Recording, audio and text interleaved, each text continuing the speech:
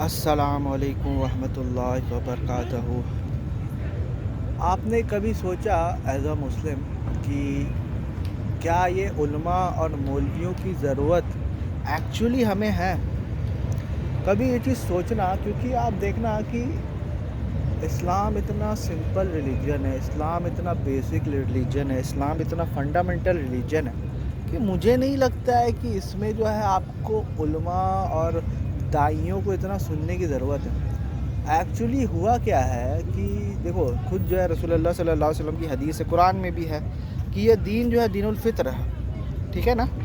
اور حدیث میں بھی یہ چیز آتا ہے کہ جتنے بھی لوگ ہیں نا اب فطرت کے اوپر پیدا ہوتے ہیں، ٹھیک ہے، لیکن ان کے جو یہ باپ دادا ہے، ان کے جو سوسائٹی ہے، وہ ان کو جو ہے جو یا کرسچن بنا دیتے ہیں، ٹھیک ہے۔ تو اس سے ہمیں پتہ چلتا ہے کہ اگر کسی کو آپ اکیلا چھوڑ دو گے، ٹھیک ہے، تو وہ جو ہے فطرت کے راستے پہ اگر چلے گا تو وہ الٹیمیٹلی جو ہے مسلم بن جائے گا۔ مسلم ویسا نہیں بنے گا کہ ہو سکتا ہے کلمہ پڑھ لے یا مسلم ایز اے کمیونٹی جوائن کر لے، لیکن وہ گاڈ کو سبمٹ کر دے گا، وہ گاڈ کو سرنڈر کر دے گا اگر اپنی فطرت کے حساب سے چلتا ہے تو۔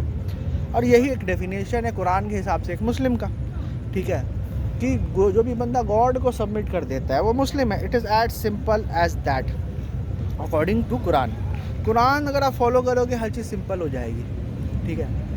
تو اور ایون اہل فطرت جو ہے موجود تھے، خود رسول اللہ صلی اللہ علیہ وسلم کے دعوت نبوت سے پہلے اہل فطرت موجود تھے جو بولتے تھے کہ یہ ابراہیم کا طریقہ تو نہیں ہے، لیکن اصلی طریقہ کیا ہے یا اللہ میرے کو نہیں پتہ، تو ہمیں وہ طریقہ بتا، جس کے وجہ سے اللہ نے جو ہے محمد رسول اللہ صلی اللہ علیہ وسلم کو بھیجا ایز اے رسول، اور آخری کتاب بھیجی اور سورہ فاتحہ بھیجی، اور اس کا جواب اسی کتاب میں بھیجی، ٹھیک ہے۔ تو یہ چیز ثابت کرتا ہے کہ اہل فطرت ہمیشہ ہر جگہ موجود ہے، ٹھیک ہے۔ اور خود جو ہے رسول اللہ صلی اللہ علیہ وسلم کی حدیث بھی ہے کہ اہل فطرت وہ ہے جس کے اوپر کوئی دو نبی کے بیچ میں اگر کوئی امت آتی ہے تو اہل فطرت ہو جاتی ہے۔ تو ابھی تو کوئی نبی ہے نہیں، ابھی تو ہم لوگ کے آخری نبی جو ہے محمد رسول اللہ صلی اللہ علیہ وسلم وہ تو چلے گئے، ٹھیک ہے۔ تو ابھی جو بھی امت ہے، ابھی بھی جو بھی لوگ ہیں، وہ ایک طرح سے اہل فطرت ہی ہوئے، انلیس کہ وہ جانتے بوجھتے حق کا انکار کر دیے تو وہ کافر ہوں گے۔ لیکن آج کے ڈیٹ میں ہمیں یہ بات نہیں پتہ چل سکتا ہے کہ کون کافر ہے، کون جانتے بوجھتے جو ہے وہ حق کا انکار کر رہا ہے۔ آج کے ڈیٹ میں ہمیں پتہ نہیں چلتا۔ جب رسول ہوتا ہے ہمارے بیچ میں تو اللہ نے رسول کو بتا کے اتمام حجت کر کے وہ جو ڈکلیئر کرتا ہے کہ فلاں بندہ کافر ہے، ٹھیک ہے۔ تو جب آج تو رسول ہے نہیں تو آج ہمیں پتہ نہیں چلے گا کہ اس کے اوپر اتمام حجت ہوا ہے کہ نہیں۔ ہم لوگ اپنے دعوت کے بیسس پہ کسی کو مومن یا کافر ڈکلیئر نہیں کر سکتے، حالانکہ وہی ہو رہا ہے، لیکن ہم لوگ اپنے دعوت کے بیسس پہ نہیں ہونا چاہیے۔ رسول کی دعوت اس تک پہنچی ہو اور اس نے جانتے بوجھتے جو ہے رسول کی دعوت کو اگر جھٹلایا ہے تب بندہ کافر ہوتا ہے، ٹھیک ہے۔ تو coming back to the topic کہ آج کے ڈیٹ میں کیا ہمیں علماء یا داعیوں کی ضرورت ہے؟ مجھے نہیں لگتا ضرورت ہے۔ انفیکٹ جو لوگ جو ہے ان لوگوں سے جتنا دور رہے اتنا ہی جو ہے پیور اسلام ان لوگ تک پہنچے گا۔ ان لوگوں کو ایسا لگتا ہے، ان لوگوں کو تکبر ہے کہ اسلام ان لوگوں کی وجہ سے جو ہے دنیا میں پھیلا ہے۔ ایسی کوئی بات نہیں ہے، یہ بہتی گنگا میں ہاتھ دھونے والی بات ہے، ٹھیک ہے، کہ اسلام تو بھائی ویسے ہی پھیلے گا، کریڈٹ میرے کو مل جائے، ٹھیک ہے، میرے ذریعے ہو جائے، ٹھیک ہے۔ بھائی آپ کے ذریعے ہو یا کسی اور کے ذریعے، اس کو تو الٹیمیٹلی قبول کرنا تھا، کیونکہ وہ جو ہے دو چیز ہو سکتا ہے۔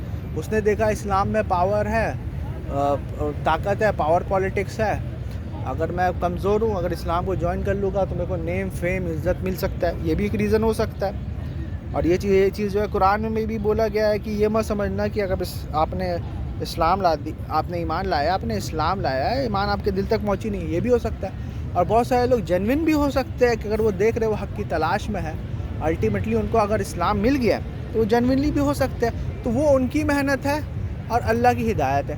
آپ کا اس میں کیا کام؟ آپ کی اس کی کیا فضیلت؟ کوئی فضیلت نہیں ہے۔ خود جو ہے رسول اللہ صلی اللہ علیہ وسلم نے اس دین کو اس طرح سے اسٹیبلش کر دیا ہے کہ کوئی بھی بندہ اس سے جو ہے فائدہ اٹھا سکتا ہے۔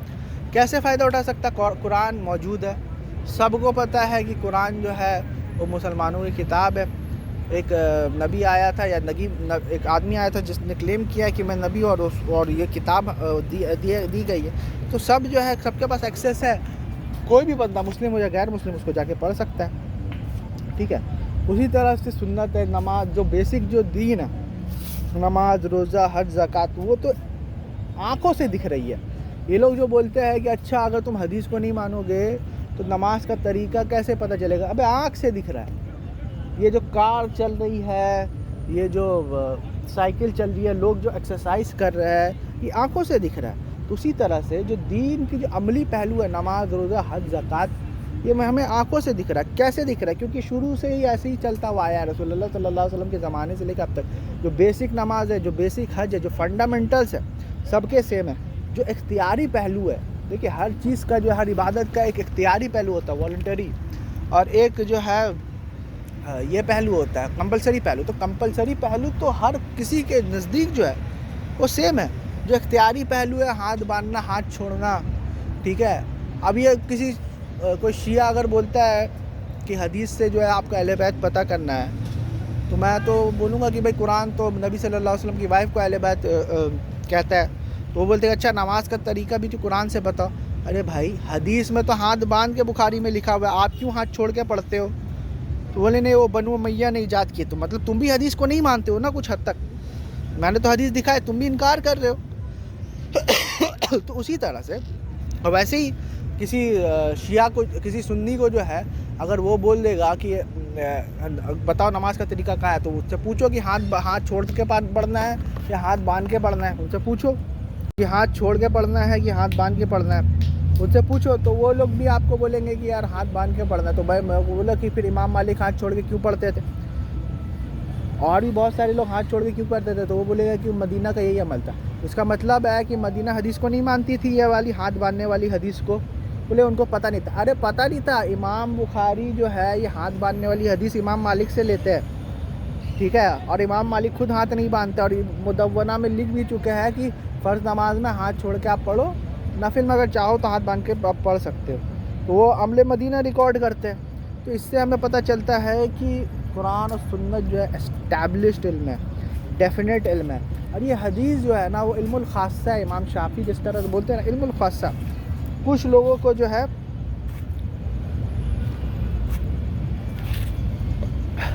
کچھ لوگوں کے پاس جو ہے مطلب کچھ خاص لوگوں کے پاس جس کو انٹرسٹ ہے ہسٹری پڑھنے کا تو پڑھ سکتا ہے، کسی کو پابندی نہیں ہے حدیث پڑھنے کا۔ لیکن حدیث کو جو ہے دین بنانا، وہ بھی ختم نبوت کے بعد، جبکہ حدیث جو ہے 150 سال اور 200 سال بعد کمپائل کی گئی ہے، وہ چیز غلط ہے نا۔ آپ حدیث کو دین مت بولو، آپ بولو حدیث کو دین کی شرح یا وضاحت آپ بول دو، کوئی دقت نہیں۔ لیکن حدیث جو ہے دین کا حصہ نہیں ہے، دین کا حصہ قرآن و سنت ہے، ٹھیک ہے نا۔ تو جب دین کا حصہ قرآن و سنت ہے تو ہمیں اور کسی کی بھی ضرورت ہے نہیں، کیونکہ وہ ایک دم اسٹیبلش ہے۔ جو فنڈامنٹل ہے دین کا وہ آپ کو قرآن و سنت میں مل جائے گا۔ معروف اور منکر آپ کو پتہ ہے، دنیا کا ہر بچے کو پتہ ہے۔ تو اللہ نے کوئی کسر نہیں چھوڑی ہے حق بات آپ تک پہنچانے کی، ٹھیک ہے۔ اور حق بات ایک پرٹیکولر کمیونٹی کے لیے بھی سیمت نہیں ہے۔ اللہ نے ایک کمیونٹی سے کے اندر ہی سیمت نہیں رکھی ہے کہ آپ مسلمان کمیونٹی کے اندر ہو تبھی آپ حق پر آ سکتے ہو۔ بھائی مسلمان کمیونٹی کے اندر فرقوں میں بٹی ہوئی ہے، کیسے حق پر ہے؟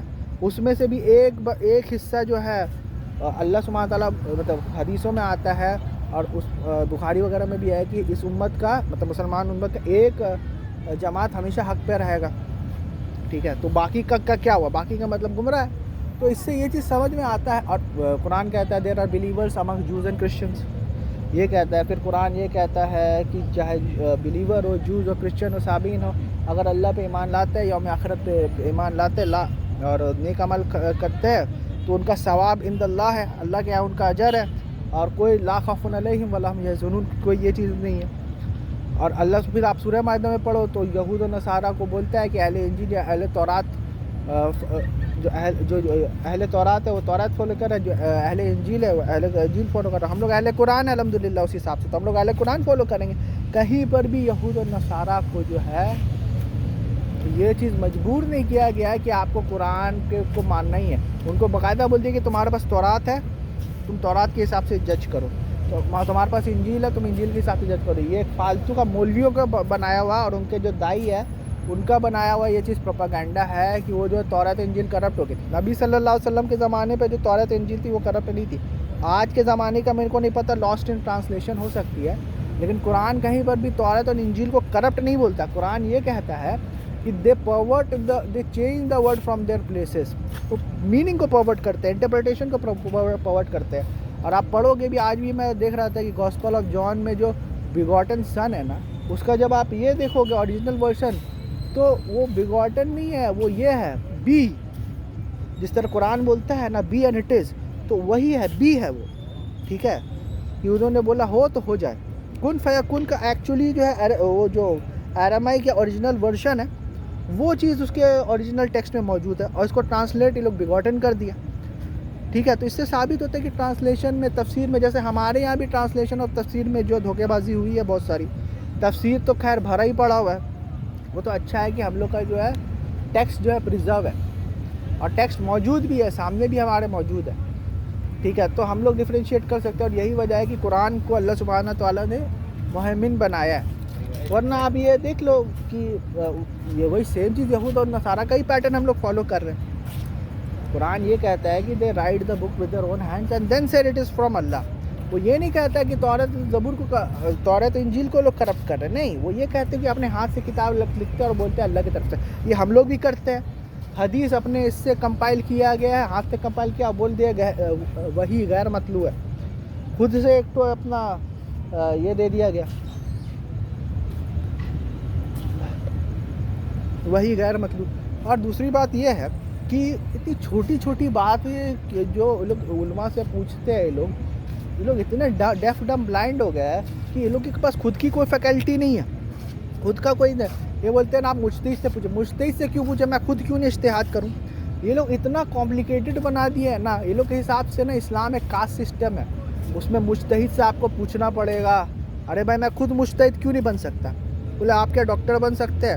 اب بولتا میں ڈاکٹر نہیں بن سکتا. میں مانتا ہوں کہ میں ڈاکٹر نہیں بن سکتا, لیکن ڈے ٹو ڈے لائف میں میرے کو اگر بخار ہو رہی ہے تو میں پیراسیٹامول تو کھا سکتا ہوں.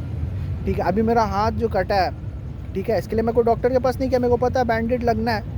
ٹھیک ہے, جب مجھے یہ چیز احساس ہوگا کہ میں اس چیز کو کیور نہیں کر پا رہا ہوں, تب میں اپنے سے کسی بہتر انسان یا پھر کسی ڈاکٹر کو جو ہے یہ کنسلٹ کروں گا.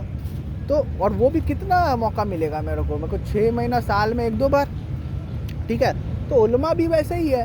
اور علماء بھی کیا میں اپنی مرضی سے سلیکٹ کروں گا نا. میرے کو پتہ چلے, میرے کو سمجھ میں اگر آئے گا کہ بھیا اس سے تو میرا علاج نہیں ہو رہا, تو میں چینج کر دوں گا ڈاکٹر.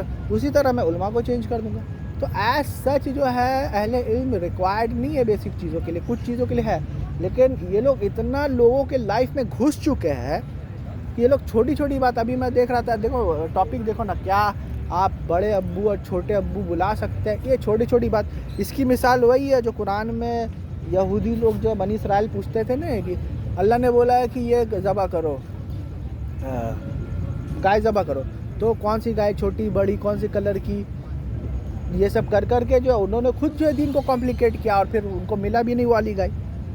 یہ سیم چیز ہمارے علماء کہتے ہیں. اچھا ہاتھ باندھنا ہے کہ چھوڑنا ہے, انگلی کہاں رکھنی ہے, ارے بھائی اتنی ڈیٹیل جو نیچرلی ہو رہا ہے وہ کرو. اب نبی صلی اللہ علیہ وسلم نیچرلی کبھی کھڑے ہوں گے تو ان کا ہاتھ ویسے ہوگا, کبھی کھڑے ہوں گے تو ہاتھ کچھ اور ہوگا, پیر کبھی کچھ اور ہوگا, اور دوسری ٹائم کبھی کچھ اور ہوگا. تو دیکھنے والے نے اپنے حساب سے دیکھ لیا, وہ ان کا نیچرل پوزیشن تھا. ہم لوگ اپنے نیچرل پوزیشن سے جو یہ کر لے اس چیز کو لے کر سب سے زیادہ تو جھگڑا حدیث والے کرتے ہیں نا.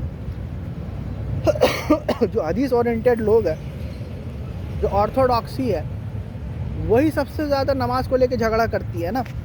جو آرتھوڈاکسی نہیں ہے, جو تھوڑا سا عقل استعمال کرتے ہیں, اور یہ لوگ امام حنیفہ کو اتنا جو ہے ذلیل کیا ہے, امام حنیفہ کو اتنا جو ہے لوگ جو ہے کرٹیسائز کیا ہے. ابھی جب سمجھ میں آتا ہے کہ بھیا پولیٹیکلی جو ہے ایسا نہیں کر سکتے, تو لوگ سب کے سب جو امام حنیفہ کو جو ابھی قبول کر لیا, اور بولتے کیا ہے کہ نہیں فقہ کے باپ ہے.